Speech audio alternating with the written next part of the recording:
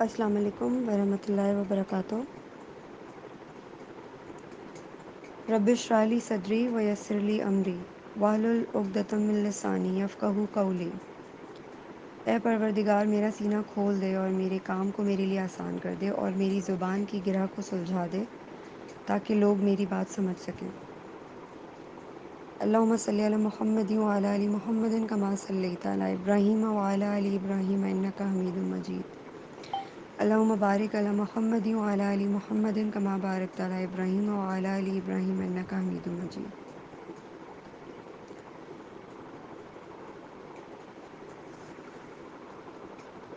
تقسیم ملائکہ۔ فرشتے اپنی اپنی ماہیتوں کی نسبت سے تقسیم کیے گئے ہیں۔ ان میں سے کچھ تو حاملین عرش ہیں اور کچھ عرش کے چاروں طرف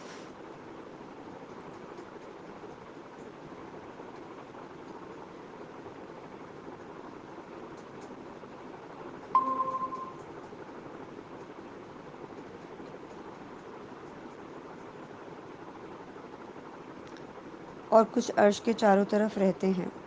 فرشتوں کی یہ دو قسمیں اشراف ملائکہ ہیں اور مقربین کہلاتی ہیں، جن کا پہلے ذکر آ چکا ہے۔ ان کے بارے میں اللہ تعالیٰ ارشاد فرماتے ہیں: لن یستکف المسیح ان یکونوا عبد اللہ والملائکۃ المقربون۔ جبریل اور میکائیل علیہ السلام بھی انہی ملائکہ مقربین میں شامل ہیں۔ یہ فرشتے یعنی ملائکہ مقربین اگرچہ عام مسلمانوں کے سامنے نہیں آتے، تاہم ان کے حق میں مغفرت کی دعا کرتے رہتے ہیں، جیسا کہ خود اللہ تعالیٰ ارشاد فرماتے ہیں: جب یہ فرشتے اہل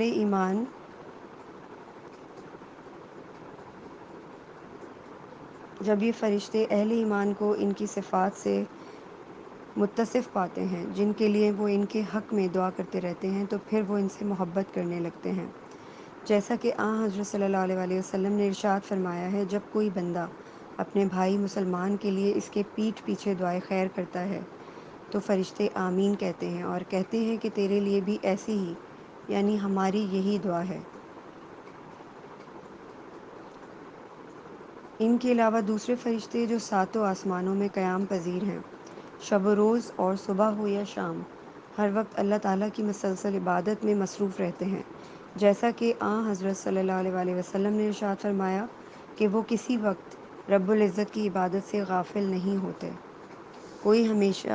ہمیشہ سجدے میں رہتا ہے اور کوئی قیام میں۔ انہی فرشتوں میں وہ فرشتے بھی ہیں جو آگے پیچھے گروہ در گروہ 70 ہزار کی تعداد میں بیت المعمور کی طرف جاتے ہیں، لیکن ان فرشتوں کی تعداد اتنی ہے کہ 70 ہزار کے ایک گروہ کو دوبارہ بیت المعمور میں عبادت کے لیے دوبارہ جانا نصیب نہیں ہوتا، جبکہ کچھ دوسرے جنات پر متعین ہیں۔ نیز ان بزرگ ارواح پر جو آسمان پر قیام پذیر ہیں، یہ فرشتے ان کے اور ان کے متعلقین کے رہنے سہنے، کھانے پینے اور ملبوسات کا انتظام کرتے رہتے ہیں، جس کے بارے میں بلکہ اس حد تک انسان کا خیال بھی نہیں جا سکتا۔ حدیث سے یہ بھی پتہ چلتا ہے کہ جنت کا داروغہ بھی ایک فرشتہ ہے جو رضوان کہلاتا ہے۔ اس کا حدیث شریف میں تفصیل سے ذکر موجود ہے۔ کچھ فرشتے ایسے ہیں جو دوزخ پر متعین ہیں، ان کی تعداد 17 ہے۔ ان فرشتوں کا سرگروہ جو فرشتہ ہے، اس کا نام مالک ہے اور دوزخ کی ساری آگ کا وہی نگران ہے۔ دوزخ کے ان فرشتوں کا اور مالک کا قرآن شریف میں ذکر موجود ہے۔ کچھ فرشتے بنی نوع انسان کی حفاظت پر مامور ہیں۔ والبی سے روایت ہے کہ ہر انسان کے گرد و پیش ایک ایک فرشتہ ہے جو اللہ تعالیٰ کے حکم سے اس کی حفاظت کرتا رہتا ہے، لیکن اللہ ہی کے حکم سے اس کے پاس سے ہٹ جاتا ہے۔ اکرمہ نے بھی ابن عباس کے حوالے سے یہی روایت کی ہے۔ مجاہد کی روایت یہ ہے کہ ہر مومن پر ایک فرشتہ تعینات ہے جو اس کی جنات، دوسرے انسانوں اور شیاطین سے حفاظت کرتا ہے اور ان وسوسوں سے بھی اسے تحفظ دیتا ہے جو یہ سب اس کے دل میں ڈالنا چاہتے ہیں۔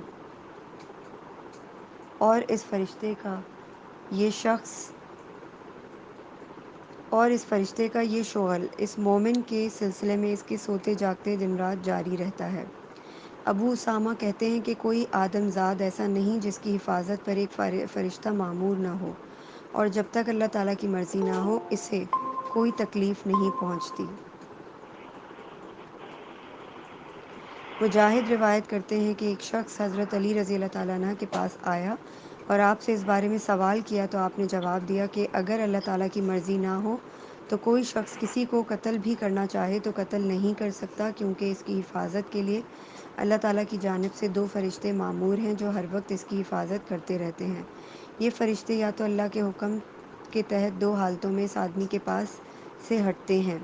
ایک تو یہ کہ جو کچھ اس کی تقدیر میں لکھا ہے وہ اسے پیش آئے، یا دوسری صورت میں اس کی موت کے وقت۔ دو فرشتے جو کرامن کاتبین کہلاتے ہیں ہر انسان کے اعمال کا ریکارڈ رکھتے ہیں، ان کا ذکر ہم پہلے بھی کر چکے ہیں۔ ویسے کرامن کاتبین یا نکیرین کے بارے میں حافظ ابو محمد عبد الرحمن بن ابی حاتم نے اپنے تفسیر میں اپنے والد علی محمد طاقی، وقی، سفیان اور مصر کی زبانی علقمہ بن یزید اور مجاہد کے حوالے سے حدیث نبی صلی اللہ علیہ وآلہ وسلم پیش کرتے ہوئے لکھا ہے کہ کرامن کاتبین آدمی کے پاس صرف 2 حالتوں میں ہٹتے ہیں، ایک تو اس وقت جب وہ حالت جنابت میں ہو یا غسل کر رہا ہو۔ اس کے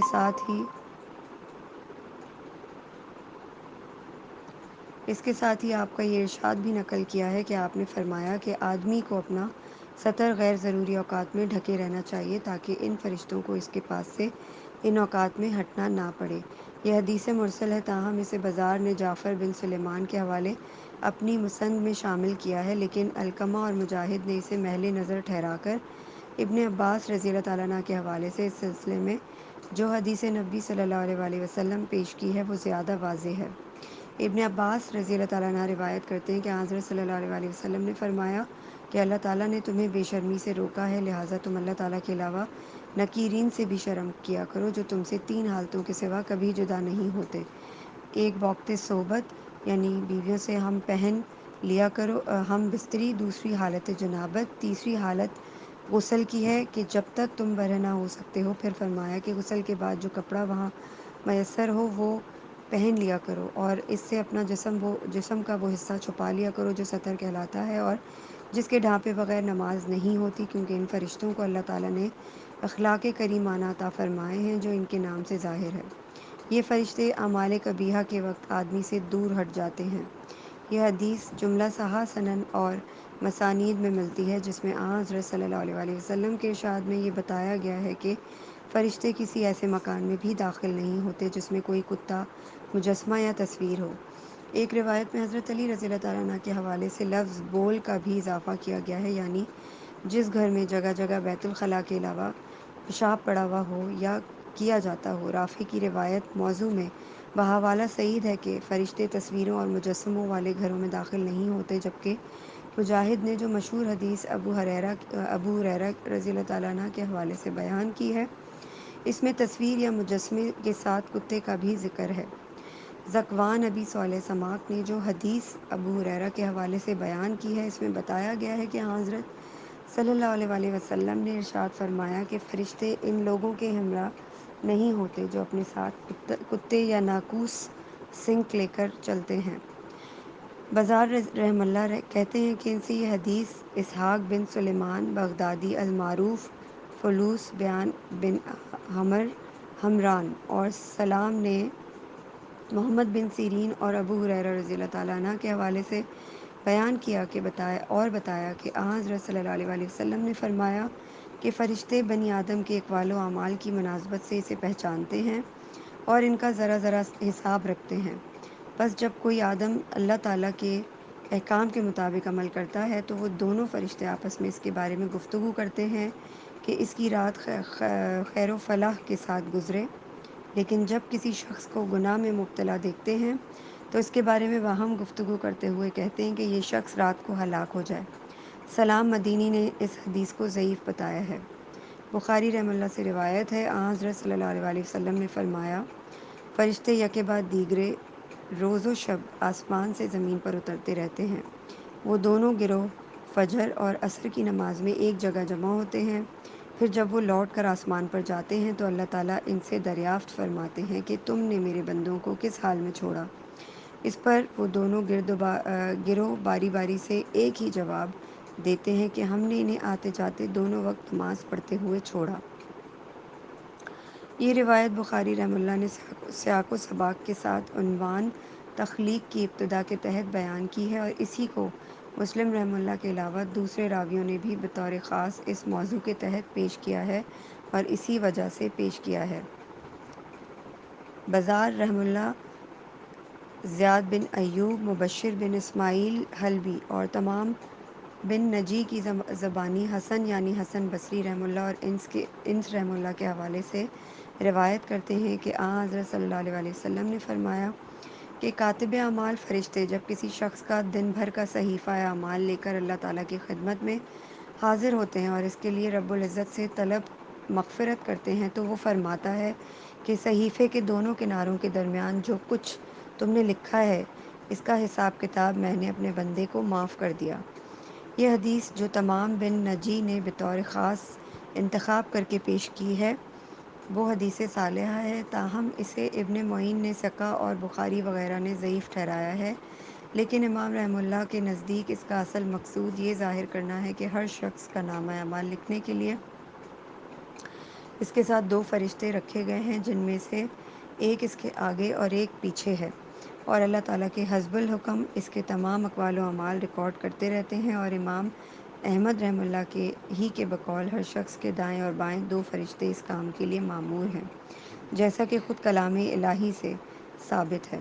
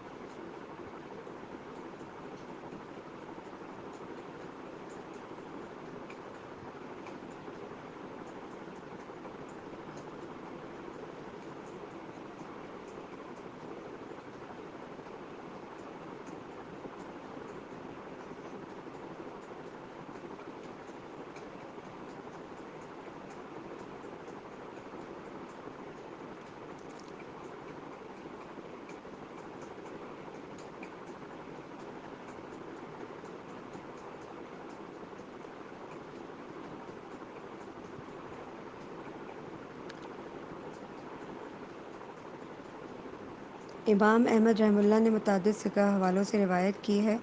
رسول اللہ صلی اللہ علیہ وسلم نے اپنے صحابہ رضی اللہ تعالیٰ عنہ سے فرمایا کہ تم میں سے ہر وہ فرد واحد اور بنا بری ہر انسان میں کچھ قرینے خصائل شر جنوں کے اور کچھ قرینے خصائل شر فرشتوں کے جمع کیے ہیں۔ یہ سن کر آپ صلی اللہ علیہ وسلم کے صحابہ رضی اللہ تعالیٰ عنہ نے آپ صلی اللہ علیہ وسلم سے پوچھا، اور آپ صلی اللہ علیہ وسلم میں یا رسول اللہ صلی اللہ علیہ وسلم، آپ نے فرمایا مجھے اللہ تعالیٰ نے اپنی صفات پر پیدا کیا ہے، یعنی مجھ میں تمام خصائل خیر جمع کیے ہیں۔ اس حدیث نبوی کا استخراج مسلم رحمہ اللہ نے منصور کی روایت سے کیا ہے، جس سے آپ کا مطلب یہ تھا کہ ہر انسان خیر و شر دونوں کی استعداد بلحاظ تخلیق موجود ہے، پھر یہ بھی کہ اسے شیاطین راہ خیر سے بھٹکا بھی سکتے ہیں، جبکہ آن حضرت صلی اللہ علیہ وسلم کلی طور پر بحکم الہی معصوم ہیں، اس لیے نہ آپ کو شیطان کسی وسوسے میں مبتلا کر سکتا ہے اور نہ آپ کے نامہ اعمال میں بجز خیر کچھ لکھا جا سکتا ہے۔ امام بخاری رحمہ اللہ ابن بن یونس، احمد بن یونس، ابراہیم بن سعد اور ابن شہاب کی زبانی، اور ابی سلمہ ابن عبد الرحمن الاغر اور ابو ہریرہ رضی اللہ تعالیٰ عنہ کے حوالے سے فرماتے ہیں کہ آن حضرت صلی اللہ علیہ وسلم نے فرمایا کہ جمعے کے روز فرشتے مسجد کے ہر دروازے پر آ کر کھڑے ہو جاتے ہیں اور مسجد میں داخل ہونے والے ہر نمازی کا نام یکے بعد دیگرے لکھتے رہتے ہیں، پھر جب امام منبر پر بیٹھ جاتا ہے تو وہ اپنا صحیفہ سمیٹ کر قرآن سننے لگتے ہیں۔ یہ حدیث صحیح بخاری کے علاوہ صحیح مسلم میں بھی انہی الفاظ میں درج ہے اور منفرد کر کے پیش کی گئی ہے۔ درج ذیل آیہ شریفہ فرشتوں کے شب و روز کلمہ شہادت ورد زبان رکھنے کی طرف اشارہ ہے، نیز یہ بھی کہ وہ وقت فجر مساجد میں آ کر قرآن سنتے ہیں۔ یہ روایت ترمذی، نسائی اور ابن ماجہ نے اس بات کی روایت کردہ حدیث کے طور پر پیش کی ہے، مگر ہمارے نزدیک بلحاظ تسلسل روایت یہ منقطع ہے۔ بخاری رحمہ اللہ نے متعدد ثقہ راویوں بشمول ابو ہریرہ رضی اللہ تعالیٰ عنہ سے روایت کی ہے کہ آن حضرت صلی اللہ علیہ وسلم نے فرمایا کہ نماز جمعہ کی فضیلت ہر دوسری نماز کی فضیلت سے 25 گنا ہے، نیز یہ کہ رات اور دن کے فرشتے نماز فجر کے وقت جمع ہو کر قرآن سنتے ہیں۔ ابو ہریرہ رضی اللہ تعالیٰ عنہ فرماتے ہیں کہ قرآن شریف کی تم جب چاہو تلاوت کرو، لیکن خود قرآن کی شہادت یہ ہے کہ فجر کے وقت اس کی تلاوت فرشتے بھی سنتے ہیں اور تمہیں تلاوت کرتے ہوئے دیکھتے ہیں۔ بخاری رحمہ اللہ فرماتے ہیں کہ ان سے مسدد اور ابو عوانہ نے اعمش، ابی حازم اور ابو ہریرہ رضی اللہ تعالیٰ عنہ کے حوالے سے بیان کیا کہ حضرت صلی اللہ علیہ وآلہ وسلم نے فرمایا کہ اگر کوئی مرد رات کو اپنی بیوی کو اپنے بستر پر بلائے اور وہ بوجہ خفگی انکار کر دے تو فرشتے صبح تک اس عورت پر لعنت بھیجتے رہتے ہیں۔ یہ حدیث شعبہ، ابو حمزہ، ابو داؤد اور ابو معاویہ رضی اللہ تعالیٰ عنہ نے اعمش کے حوالے سے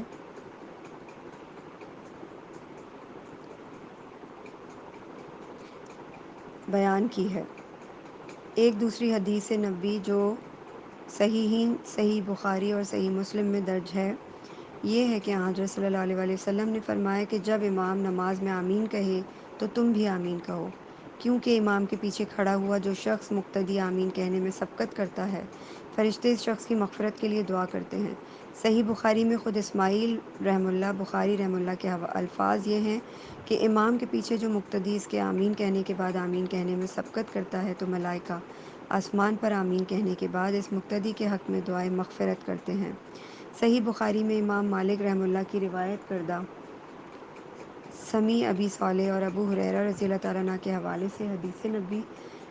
صلی اللہ علیہ وآلہ وسلم یہ ہے کہ حضرت صلی اللہ علیہ وآلہ وسلم نے فرمایا کہ جب امام نماز میں سمیع اللہ لمن حمیدہ کہے تو تم اللہم ربنا ولک الحمد کہو، کیونکہ جو مقتدی امام کی اتباع میں یہ لفظ کہتا ہے اس میں دوسرے مقتدیوں پر سبقت کرتا ہے تو فرشتے اس مقتدی کے لیے دعائے مغفرت کرتے ہیں۔ یہ حدیث امام مالک رحمہ اللہ کے حوالے سے ابن ماجہ کے سوا راویوں کی پوری جماعت نے روایت کی ہے۔ امام احمد رحمہ اللہ فرماتے ہیں کہ انہوں نے ابو معاویہ اور اعمش کی زبانی ابی صالح اور ابو ہریرہ رضی اللہ تعالیٰ عنہ یا ابی سعید ہو شک یعنی الاعمش کے حوالوں سے کے ساتھ یہ حدیث نبوی سنی ہے کہ حضرت صلی اللہ علیہ وآلہ وسلم نے فرمایا کہ فرشتے روئے زمین پر سیاحت کرتے ہیں اور وہ جب کسی قوم کو اللہ تعالیٰ کے ذکر میں مشغول پاتے ہیں تو اس کے حق میں دعائے خیر کرتے ہیں، اور جب وہ زمین سے پہلے آسمان پر پہنچتے ہیں تو اللہ تعالیٰ ان سے دریافت فرماتے ہیں کہ تم نے میرے بندوں کو کس حال میں دیکھا؟ وہ جواب دیتے ہیں کہ وہ تیرے ذکر میں مشغول تھے۔ پھر اللہ تعالیٰ نے ان فرشتوں سے پوچھتا ہے کہ کیا میرے ان بندوں نے مجھے دیکھا ہے؟ فرشتے جواب دیتے ہیں کہ دیکھا تو نہیں، لیکن تیرے ذکر میں ان کی حد درجہ مشغولیت سے ہمیں ایسا محسوس ہوا کہ جیسے وہ تجھے دیکھ رہے ہیں۔ اس کے بعد اللہ تعالیٰ ان فرشتوں سے دریافت فرماتا ہے کہ میرے وہ بندے مجھ سے کس چیز کے طالب تھے؟ فرشتے جواب دیتے ہیں جنت کے۔ اس پر اللہ تعالیٰ ان فرشتوں سے دریافت فرماتے ہیں کہ آیا میرے ان بندوں نے جنت دیکھی ہے؟ وہ فرشتے جواب دیتے ہیں کہ دیکھی تو نہیں، لیکن ان کی طلب میں جو شدت تھی اس سے محسوس ہوا کہ جیسے وہ جنت کو دیکھ رہے ہیں۔ اس کے بعد اللہ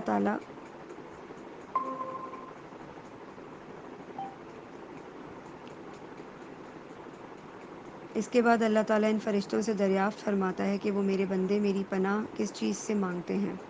وہ فرشتے جواب دیتے ہیں کہ آگ اور دوزخ سے۔ اللہ تعالیٰ پوچھتا ہے کہ کیا انہوں نے آگ دوزخ کو دیکھا ہے؟ وہ فرشتے عرض کرتے ہیں کہ یقیناً دیکھا تو نہیں، لیکن اس کے خوف اور دہشت کی وجہ سے ایسا محسوس ہوتا ہے جیسے آتش جہنم ان کے سامنے ہے۔ ان فرشتوں سے اپنے ان سوالات کے جوابات سن کر اللہ تعالیٰ ارشاد فرماتا ہے کہ میں نے ان سب کی مغفرت کر دی۔ اس کے بعد فرماتا ہے کہ اگر اس قوم کے کسی فرد سے کوئی خطا بھی سرزد ہوئی ہے تو میں اس کی التجائے جنت رد نہیں کروں گا، کیونکہ اس قوم کا وہ فرد یا اس کے کچھ افراد اس قوم کے جلیس ہیں جس کا تم نے ذکر کیا ہے، یعنی اس قوم کی وجہ سے اس کے کسی اکا دکا افراد کا گناہ قابل معافی ہے۔ یہی حدیث بخاری رحمہ اللہ نے اسی طرح قتیبہ جریر بن عبد الحمید اور آمش کے حوالے سے روایت کرتے ہوئے بیان کیا ہے کہ اس کے اصل راوی شعبہ ہیں، جنہوں نے اسے آمش کے حوالے سے روایت کیا ہے۔ تاہم بخاری رحمہ اللہ نے اس پر زور نہیں دیا، لیکن یہ حدیث سہیل نے اپنے والد کے حوالے سے زور دے کر روایت کی ہے، جبکہ امام احمد رحمہ اللہ نے اس حدیث کو عفان، وہیب، سہیل کے والد اور ابو ہریرہ رضی اللہ تعالیٰ عنہ کے حوالے سے روایت کرتے ہوئے اس کی روایت میں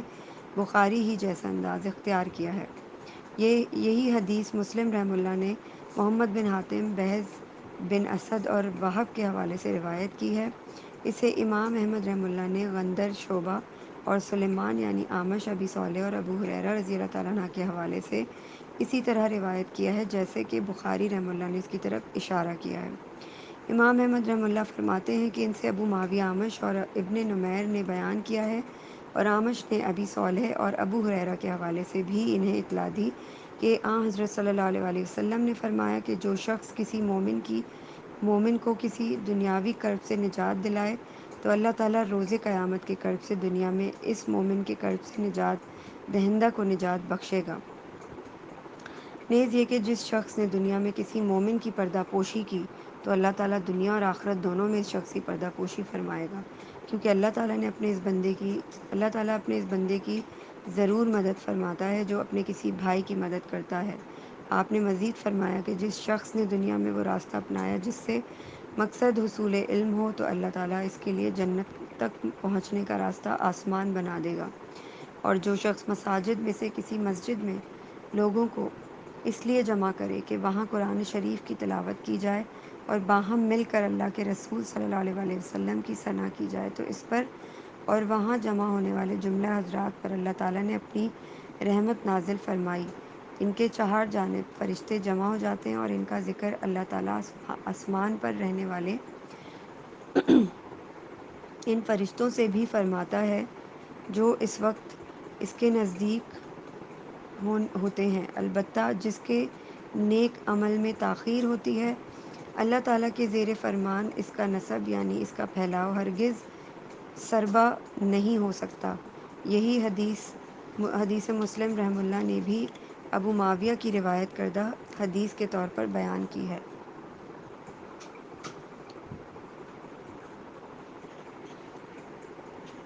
امام احمد رحمہ اللہ فرماتے ہیں کہ ان سے عبدالرزاق اور معمر نے اگر ابی مسلم اور ابی سعید آمش کے حوالے سے بیان کیا کہ آن حضرت صلی اللہ علیہ وسلم نے ارشاد فرمایا کہ جو قوم اللہ تعالیٰ کے ذکر کے لیے جمع ہوتی ہے تو کبھی ایسا نہیں ہوتا کہ فرشتے اس کے چار جانب جمع نہ ہوں، اللہ تعالیٰ اسے اپنے سایہ رحمت میں نہ لے اور اس پر امن و سکون نازل نہ فرمائے، اور جو فرشتے اس کے نزدیک ہوں ان سے اس قوم کا ذکر نہ کرے۔ یہی حدیث امام احمد رحمہ اللہ نے انہی الفاظ میں اسرائیل، سفیان ثوری اور شعبہ کی روایت کردہ حدیث کے طور پر ابی اسحاق کے حوالے سے بیان کی ہے۔ نیز اس حدیث کو مسلم رحمہ اللہ نے شعبہ ترمذی اور سفیان ثوری کی روایت کردہ حدیث کے طور پر پیش کرتے ہوئے اسے حسن اور صحیح لکھا ہے، جبکہ ابن ماجہ نے اس حدیث کو ابی بکر بن ابی شیبہ، یحییٰ بن آدم، عمار بن زریق اور ابی اسحاق کے حوالے سے روایت کیا ہے۔ ان موضوعات پر مبنی احادیث کتب احادیث میں کثرت پائی جاتی ہیں۔ مسند امام احمد رحمہ اللہ اور سنن ابو داؤد میں بطور مرفوع بیان کیا گیا ہے کہ فرشتے طالب علم کی راہ میں اپنے پر بچھا دیتے ہیں، جس کا مطلب یہ ہے کہ وہ اس طالب علم کے سامنے محاورت بچھے رہتے ہیں، اور اسی طرح حصول علم کے لیے جو وہ کوشش کرتا ہے اس پر اظہار خوشنودی کرتے ہیں، جیسا کہ اللہ تعالیٰ نے قرآن پاک میں خود فرمایا ہے۔ وہی مراد ہے، یعنی اظہار تواضع اور خوشنودی۔ امام احمد رحمہ اللہ وقی رحمہ اللہ کی زبانی سفیان، عبداللہ بن صائب، زازان اور عبداللہ بن مسعود کے حوالے سے روایت کرتے ہیں کہ آن حضرت صلی اللہ علیہ وسلم نے فرمایا کہ اللہ کے لیے جو فرشتے روئے زمین کی سیاحت کرتے رہتے ہیں وہ میری امت کا سلام مجھ تک پہنچاتے ہیں۔ یہ حدیث نسائی نے بھی سفیان ثوری اور سلیمان الامش دونوں کی روایت کردہ حدیث کے طور پر عبداللہ بن صائب کے حوالے سے پیش کی ہے۔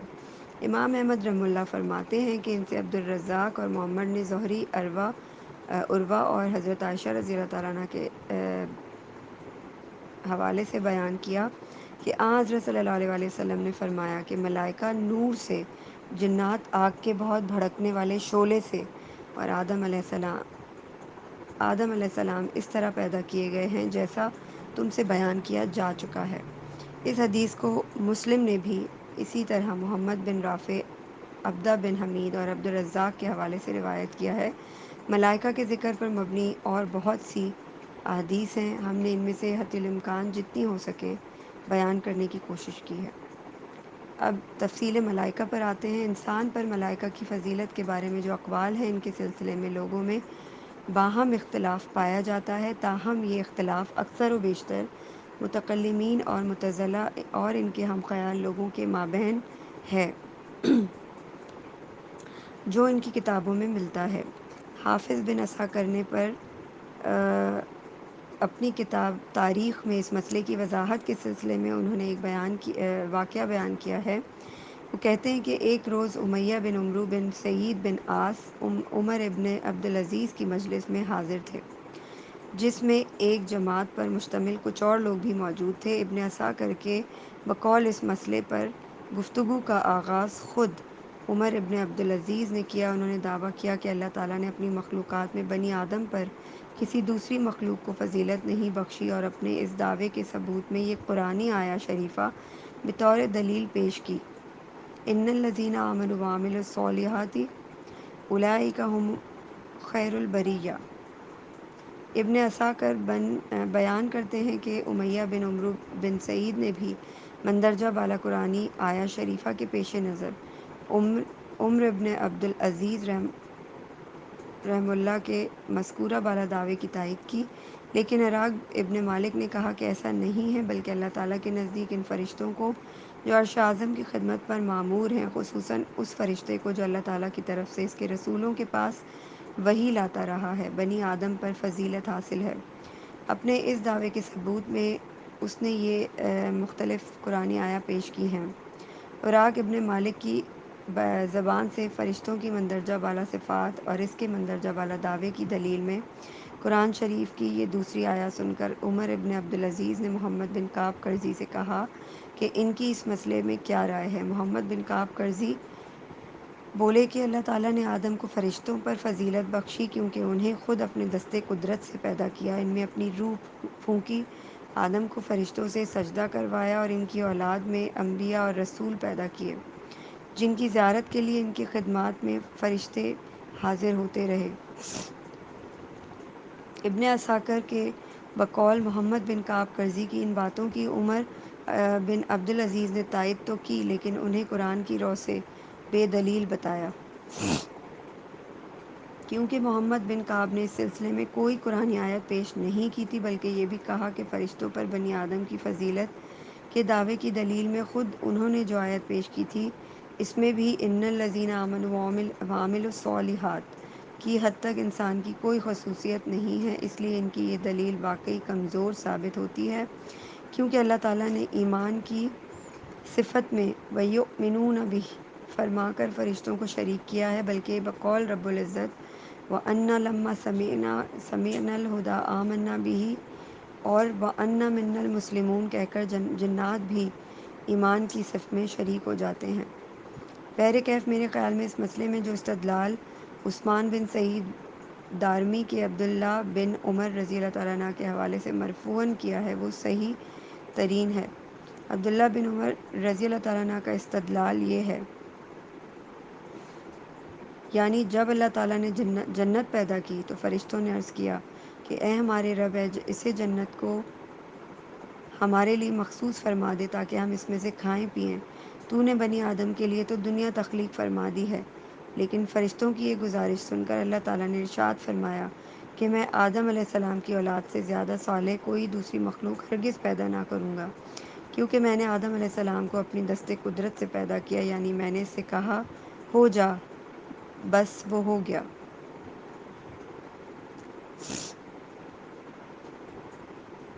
چیپٹر 6 ہے ذکر تخلیق جنات و قصہ شیطان۔ اللہ تعالیٰ کا ارشاد ہے مندرجہ بالا پہلی آیت میں الفاظ مم مارج کے بارے میں ابن عباس، اکرمہ، مجاہد، حسن بصری اور متعدد دیگر علماء دین کہتے ہیں کہ اس سے مراد بھڑکتی ہوئی آگ ہے، جبکہ ایک دوسری روایت میں اسے خالص آگ بتایا گیا ہے۔ ہم نے تخلیق ملائکہ اور ان کے اوصاف کے ضمن میں اس سے قبل زہری کے توسط اور عروہ اور حضرت عائشہ رضی اللہ تعالیٰ عنہ کے حوالے سے حدیث نبی صلی اللہ علیہ وآلہ وسلم درج کی ہے، جس میں آپ نے ارشاد فرمایا کہ ملائکہ نور سے، جنات آگ سے اور حضرت آدم علیہ السلام اس طرح پیدا کیے گئے جیسا کہ تمہیں پہلے بتایا جا چکا ہے۔ یہ حدیث مسلم رحمہ اللہ سے مروی ہے۔ اکثر علماء تفسیر کا بیان ہے کہ جنات آدم علیہ السلام سے پہلے پیدا کیے گئے تھے، جبکہ ان سے یعنی جنات سے قبل زمین پر حنون و بنون، شریر ارواح اور بلاؤں نے ڈیرا ڈال رکھا تھا، چنانچہ اللہ تعالیٰ نے ان پر جنات کو مسلط کر دیا، جنہوں نے ان حنون و بنون کو ختم کر دیا اور ان کی جگہ زمین پر خود اپنی بستیاں بسا لیں۔ الصدی نے اپنی تفسیر میں ابی مالک، ابی صالح مرہ، ابن مسعود اور رسول اللہ صلی اللہ علیہ وآلہ وسلم کے دوسرے صحابیوں کے حوالے سے لکھا ہے کہ جب اللہ تعالیٰ اپنے حسب منشا تخلیق کائنات سے فارغ ہوئے اور عرش پر میزان قائم فرما چکے تو ابلیس کو فرشتگان آسمان دنیا کا سربراہ بنا دیا۔ وہ ملائکہ کے اس قبیلے سے تھا جسے جن کہا جاتا ہے۔ ان کا نام جن اس لیے رکھا گیا تھا کہ وہ جنت کے خازن تھے، اور ابلیس بھی دوسرے فرشتوں کے ساتھ ان میں شامل تھا، لیکن اس کے دل میں اس باطل خیال نے جڑ پکڑ لی کہ وہ جنت میں تمام فرشتوں کا سرگرو بنا دیا گیا ہے۔ ضحاک ابن عباس رضی اللہ تعالیٰ عنہ کے حوالے سے بیان کرتے ہیں کہ جب جنات زمین پر فساد پھیلانے اور باہم قتل و غارت کرنے لگے تو اللہ تعالیٰ نے کچھ دوسرے فرشتوں کی معیت میں ابلیس کو وہاں بھیجا، اور ان سب نے ان مفسد اور زمین پر ہلاکت خیزیوں میں ملوث جنات کو سمندری جزیروں کی طرف مار بھگایا۔ محمد بن اسحاق، خلاد، عطا، طاؤس اور ابن عباس رضی اللہ تعالیٰ عنہ کے حوالے سے کہتے ہیں کہ اللہ تعالیٰ کی حکم عدولی اور یوں معصیت کے اس ارتکاب سے قبل ابلیس کا نام عزازیل تھا۔ وہ اس وقت ان زمین پر رہنے والے فرشتوں میں جنہیں جن کہا جاتا تھا بلحاظ اجتہاد، قوت اور علم ممتاز تھا۔ ابن ابی حاتم سعید بن جبیر کے حوالے سے روایت کرتے ہیں کہ اس ابلیس کا نام پہلے عزازیل تھا اور وہ چار پردار بازو رکھنے والے فرشتوں میں اشرف سمجھا جاتا تھا۔ ابن حاتم نے اپنی اس روایت کا مزید استناد حجاج بن ابن جریج اور ابن عباس رضی اللہ تعالیٰ عنہ سے کرتے ہوئے ابن عباس سے زبانی بتایا ہے کہ ابلیس اشرف الملائکہ اور اپنے قبیلے کی عظیم ترین شخصیت تھا، اسی لیے وہ فرشتوں کا خازن تھا، اور آسمان اول کی سلطنت اس کے حوالے کی گئی تھی، بلکہ زمین کی سلطنت بھی اس کے سپرد تھی اور وہ سلطان الارض کہلاتا تھا۔ تو امہ کے غلام صالح ابن عباس رضی اللہ تعالیٰ عنہ کے حوالے سے کہتے ہیں کہ ابلیس ہی ارض و سما کے مابین وسوسوں کی بنیاد بنا۔ یہ اصلاً ابن جریر کی روایت ہے، جبکہ قتادہ سعید بن مسیب کے حوالے سے کہتے ہیں کہ ابلیس پہلے آسمان دنیا میں رئیس الملائکہ کہلاتا تھا۔ حسن بصری رحمہ اللہ فرماتے ہیں کہ ابلیس کے علاوہ فرشتوں میں کوئی طرفۃ العین نہیں ہے، کیونکہ وہ اصل الجن ہے، جیسے حضرت آدم علیہ السلام اصل البشر ہیں۔ شہر ابن حوشب کہتے ہیں کہ فرشتے ابلیس سے دور دور رہتے اور اسے بھی اپنے آپ سے دور دور رکھتے تھے، لیکن بعض فرشتوں ہی نے اسے کچھ ایسے اسرار بتا دیے کہ وہ ان کی وجہ سے زمین سے آسمان پر چلا گیا۔ یہ بھی ابن جریر کی روایت ہے۔ ایسی متعدد روایات ملتی ہیں جن میں بتایا گیا ہے کہ تخلیق آدم سے قبل ابلیس سلطان الارض تھا، لیکن جب اللہ تعالیٰ نے آدم علیہ السلام کی تخلیق کا ارادہ فرمایا اور ان کو زمین پر اپنا خلیفہ بنانے کا ارادہ ظاہر فرمایا تاکہ ان کی اولاد زمین پر آباد ہو، تو ابلیس نے، جس کا نام پہلے عزازیل تھا، اللہ تعالیٰ کے سامنے اس خدشے کا اظہار کیا کہ آدم کے نائب السلطنت ہو جانے کے بعد وہ اور ان کی اولاد اسے اور اس کی ذریت کو ہلاک کر کے اس کی زمین پر تمام ملکیت چھین لے گی، جبکہ وہ اللہ تعالیٰ کا سب سے زیادہ عبادت گزار ہے اور اسے فرشتوں تک پر فوقیت حاصل ہے۔ تاہم جب اللہ تعالیٰ نے آدم علیہ السلام کا پتلا بنا کر اس میں اپنی روح پھونک دی اور فرشتوں کو حکم دیا کہ وہ آدم علیہ السلام کو سجدہ کریں، تو عزازیل حد درجہ حسد میں مبتلا ہو گیا اور آدم کو سجدہ کرنے سے انکار کر دیا۔ چونکہ اس کی تخلیق آگ سے ہوئی تھی، وہ اپنی اصل یعنی سرکش ہو گیا، لہٰذا اس وقت تک اس نے اللہ تعالیٰ کی جتنی عبادت کی تھی وہ اس کی حکم عدولی کی وجہ سے بیکار ہو گئی، اور وہ توقع لعنت میں یہ کہہ کر کہ میں آدم علیہ السلام سے افضل ہوں کیونکہ اس کی تخلیق مٹی سے اور میری آگ سے ہوئی، گرفتار ہو گیا، اور اس سے قبل اسے فرشتوں پر سے جو مشابہت تھی بلکہ ان پر جو مرتبت حاصل تھی وہ آنن فانن سلب کر لی گئی۔ ظاہر ہے کہ اس کی سب سے بڑی وجہ اس کا تکبر اور اپنے رب کی نافرمانی تھی، نیز اس کی پیدائش چونکہ آگ سے ہوئی تھی اس لیے اس کی سرشت میں سرکشی شامل تھی، جیسا کہ اللہ تعالیٰ خود قرآن شریف میں ارشاد فرماتا ہے کہ جب اس نے فرشتوں کو حکم دیا کہ وہ آدم کو سجدہ کریں، اور ایک دوسری جگہ ارشاد ہوا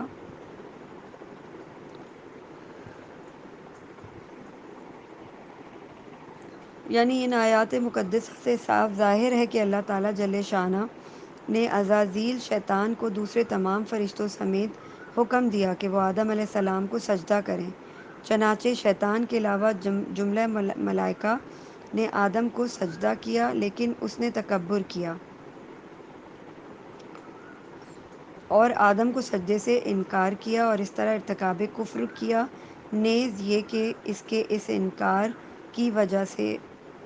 وجہ اس کی آگ سے تخلیق اور قوم جنات سے ہونا تھا۔ دوسری آیت شریفہ میں اللہ تعالیٰ اہل ایمان سے دریافت فرماتے ہیں کہ آیا وہ اسے اللہ تعالیٰ کو شیطان اور اس کی ذریت کی پیروی کریں گے جبکہ وہ بنی آدم کی دشمنی ہیں سب سے آگے ہے، اور یہ بھی فرمایا کہ ظالموں کا انجام برا ہوتا ہے، یعنی اگر بنی آدم شیطان کی پیروی کریں گے تو ان کا انجام بھی برا ہوگا۔ انہی وجوہ کی بنا پر ابلیس یا شیطان کو، جو پہلے عزازیل کہلاتا تھا اور اسے ملائکہ میں بھی ایک امتیازی حیثیت حاصل تھی، ملائے اعلیٰ سے پستی میں گرایا گیا، وہاں کی سکونت اس کے لیے دائمی طور پر حرام قرار دی گئی، زمین کو ہمیشہ کے لیے اس کا مستقر بنایا گیا، اسے اور اس کی ذریت کے علاوہ خود اس کی قوم اور بنی آدم میں سے ان افراد کو جو اس کی اور اس کی ذریت کی پیروی کریں گے بطور سزا آتش دوزخ کا مستحق ٹھہرایا گیا، جس سے انہیں خبردار بھی کر دیا گیا۔ البتہ وہ جن ہوں یا انسان، ان میں سے جو بھی صرف اللہ اور اس کے رسول کی اطاعت کریں گے انہیں جزائے خیر کی بشارت دی گئی ہے، جیسا کہ درج ذیل آیہ شریفہ سے واضح ہے۔ اس قصے کا مزید تفصیلی ذکر ہم تخلیق آدم علیہ السلام کے ذکر کے موقع پر انشاءاللہ عنقریب کریں گے۔ یہاں ہمارا مقصد صرف یہ واضح کرنا ہے کہ جنات کی تخلیق آگ سے ہوئی ہے اور وہ بھی بنی آدم کی طرح کھاتے پیتے ہیں، اور ان کا سلسلہ توالد تناسل بھی انہی کی طرح چلتا ہے، نیز کہ ان میں بھی مومن و کافر دونوں موجود ہیں، جیسا کہ سورہ جن کی درج ذیل آیات قرآنی سے ثابت ہے۔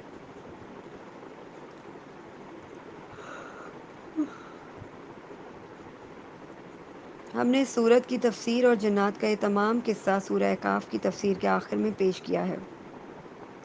اور اس سلسلے کی جملہ متعلقہ احادیث بھی وہیں پیش کی ہیں۔ ویسے نصیبین اور بصرے کے بعض جنات کا ذکر کچھ کتابوں میں بھی پایا جاتا ہے کہ وہ مکے میں حضرت صلی اللہ علیہ وآلہ وسلم کے ہمراہ کچھ دور چلے، پھر جہاں آپ صلی اللہ علیہ وآلہ وسلم نے ایک درخت کے نیچے اپنے اصحاب کے ساتھ نماز ادا کی تو وہ وہاں ٹھہر کر آپ کی زبان مبارک سے قرآن کی تلاوت سنتے رہے۔ اس کے علاوہ کچھ کتابوں میں یہ ذکر بھی کیا گیا ہے کہ ایک بار خود آپ صلی اللہ علیہ وآلہ وسلم کی زبان مبارک سے قرآن کی تلاوت ایک بار خود واحی کے بارے میں سوالات کیے اور آپ نے ان کے جوابات انہیں دیے، نیز یہ کہ آپ نے انہیں ہڈیوں اور جانوروں کے بارے میں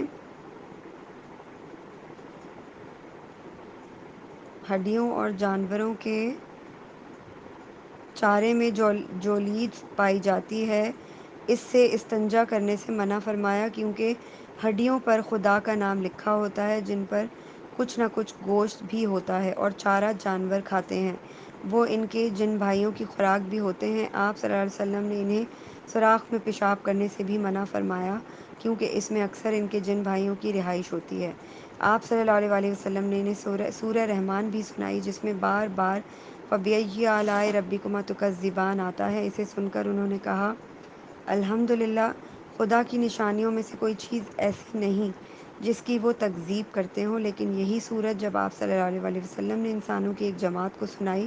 اور اس میں بار بار وہی آیا شریفہ یعنی فَبِأَيِّ آلَاءِ رَبِّكُمَا تُكَذِّبَانِ آیا، تو اسے سن کر وہ لوگ خاموش رہے۔ یہ دیکھ کر آپ صلی اللہ علیہ وسلم نے فرمایا، تم سے جن ہی بہتر ہیں، جنہوں نے اس کلام خداوندی کی نہ صرف یہ کہ تردید نہیں کی، بلکہ انہوں نے یہ کہا، الحمدللہ، اللہ تعالیٰ کی کوئی ایسی نشانی نہیں جس کی وہ تکذیب کرتے ہوں۔ اس حدیث کو ترمذی نے روایت کیا ہے۔ چونکہ جنات کے ایمان لانے کا کوئی حتمی تاریخی ثبوت موجود نہیں ہے، اس لیے اس بارے میں علماء دین میں باہمی اختلاف پایا جاتا ہے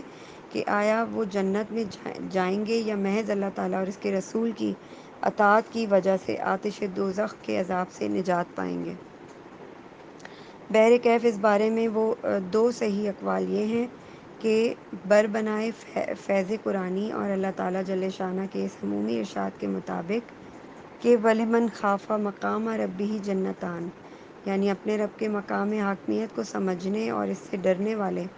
سب کے سب جنت میں جائیں گے، ایسے جنات کا بھی جنت میں جانا یقینی ہے۔ بخاری فرماتے ہیں کہ ان سے قتیبہ نے مالک عبد الرحمن بن عبداللہ بن عبد الرحمن بن ابی ساسا اور ان کے والد کے حوالے سے بیان کیا کہ رسول اللہ صلی اللہ علیہ وسلم نے ابی سعید الخدری سے فرمایا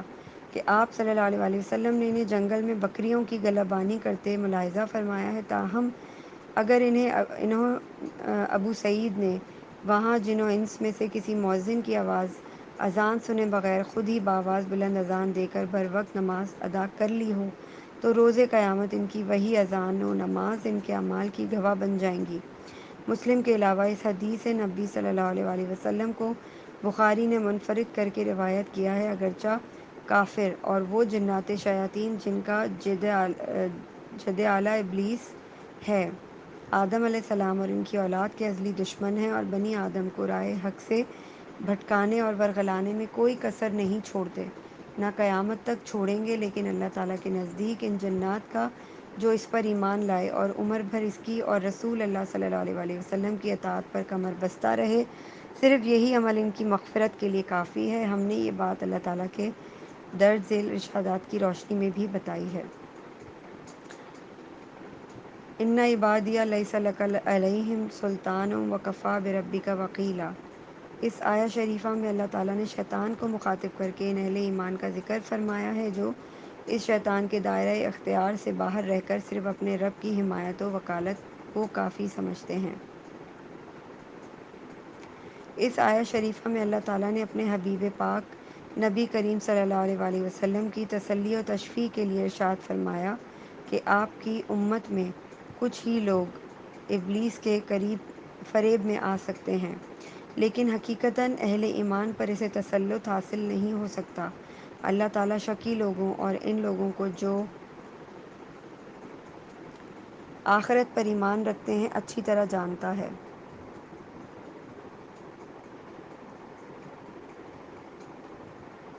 اور وہی ہر شے کا حفیظ مطلق ہے۔